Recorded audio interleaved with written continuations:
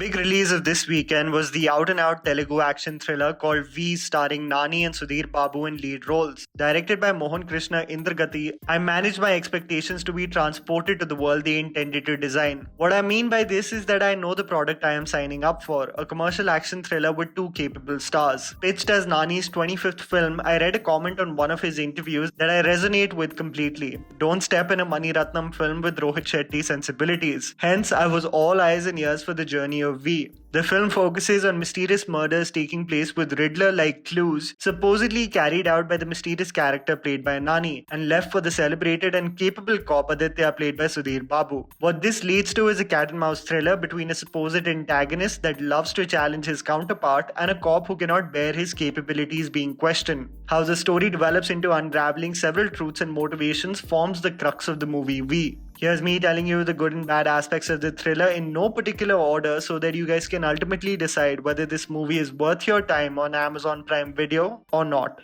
Songs, their placement and background music. While I am an absolute fan of Amit Trivedi and his work, I have to say that the music of this film is extremely forgettable. While both the romantic tracks are melodious tunes, the two party songs, honest to God, are extremely cringeworthy. I was just wondering if Baby Touch Me Now was a Hindi movie song, it would have been exponentially trolled online. There is a party song that plays near the end of the film also, which have lyrics that go, Body Body Fun Kabaddi. While these party songs were totally avoidable, I think it's the lyrics penned by Ramajogya Sastry and Krishna Kant that made it worse. While people are singing praises of the background score of the film composed by Thaman, anyone who has seen Ratchasan will know very well that the resemblance of its theme is uncanny, in moments even identical to the one composed by Gibran. While I was listening to the background music, I was getting constant flashbacks of Christopher. Commercial thriller tropes. While I exactly knew what I was signing up for, there are elements of a commercial action thriller that I totally bought and connected with. While this brings out the debate whether or not films have to be catered to the particular medium in which they are presented, in several moments, especially the entry sequences of both Nani and Sudheer Babu, I was internally whistling and cheering and envisioning what the atmosphere would have been like in theaters. The film visually is spectacularly shot, and credit goes to cinematographer PG Vinda. Thrillers usually have the tendency of making each frame so dark that the characters and their features are often not captured on camera. In V, however, each frame is lit with attention to detail, to even the trail of smoke with respect to Nani's character. The stylized nature of capturing various moments, including especially the hero-like worship of both the stars, was like single-screen theatre gold.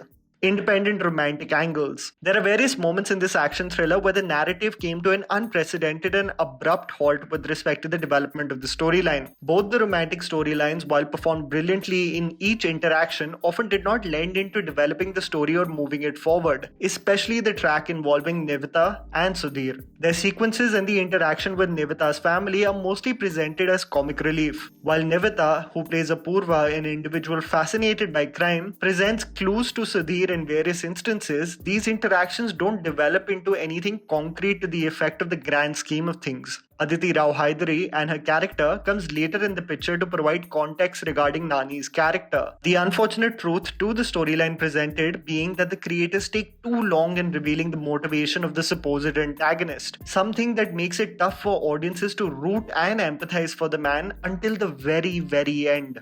Performances. The technical details aside, the performances of the ensemble cast are praiseworthy. Nivetha's character Apurva is written in such a manner that it can easily come across as overbearing and annoying. However, the actor lends an undeniable charm to the character that makes her believable as well as the relationship plausible. Aditi Rao Hydari as a surprise package is effortless and extremely convincing. If you won't be taken aback by her enchanting beauty, you've made of something mortals are still in the quest of acquiring. The film undoubtedly is catered towards the two leading heroes. Sudheer Babu as Aditya, a celebrated, successful and confident cop, does a brilliant job. He stands out especially in the action sequences for the quality and athletic ability he possesses. It is Nani, however, who steals the show. For common folk who haven't seen many of Nani's films and their only context is Jersey, the transition to play the role he has played in V from that very context gives you an idea of the range he possesses. Playing two characters absolutely polar opposite to one another with absolute ease. Nani's presence is intimidating, channeling his anger through the means of sarcasm. Nani has this husky tone and undeniable aura that stands out in the film as its strongest quality. A true talent, there is absolutely no doubt about it. Screenplay. It is the film and its screenplay that really ties it down from soaring. The placement of the songs in the film disrupt the flow of the storyline in order to provide context to the motivation or the origin story. Long story narrations take place that don't lend more to the character and who he is, but are catered at showcasing a technically polished sequence. Nothing to do with the man's internal journey. There is one narration where a character spills out information as fast as the teacher in school, where you couldn't match her pace when you wrote down the notes. Simplistic and very amateur connection of the dots in this thriller make it a predictable watch, and most importantly, it drags the narrative, causing exhaustion rather than an edge of the seat experience. Nani and the several interactions he has with strangers in this film stayed with me. From an insurance agent in a train to a passenger in a bus obsessed with South Korean thrillers. While using his intimidating presence through the use of sarcasm and a hint of truth underneath those words, Nani successfully petrifies these characters. These are hilarious sequences that are a combination of good writing and Nani's acting skills. There is one sequence as well where the characters cross paths with one another that leads to a feeling of so close yet so far that is shot and blocked brilliantly. The problem with this thriller is that it became what I feared the most. The star power overbearing what should have been its prime focus, the storyline and the characters. While it is an exhilarating watch in moments, these sequences are fleeting and few and far between. While I agreed to suspend reality even when Nani threw his bullets in one scene and ate candy instead, and a running chase sequence commenced from Andheri East and somehow in no time they were in front of Victoria Terminus, it is undeniable that V is a predictable thriller that has its moments but falters holistically to be a memorable film for the ages. And that was the video, guys. Write down in the comments below what you thought about the movie. Please don't forget to follow me on Instagram. The handle's right in front of you. Follow me at JammyPants4. Also, please support us by smashing the like button and subscribing to our channel for weekly content ahead. Thank you for watching.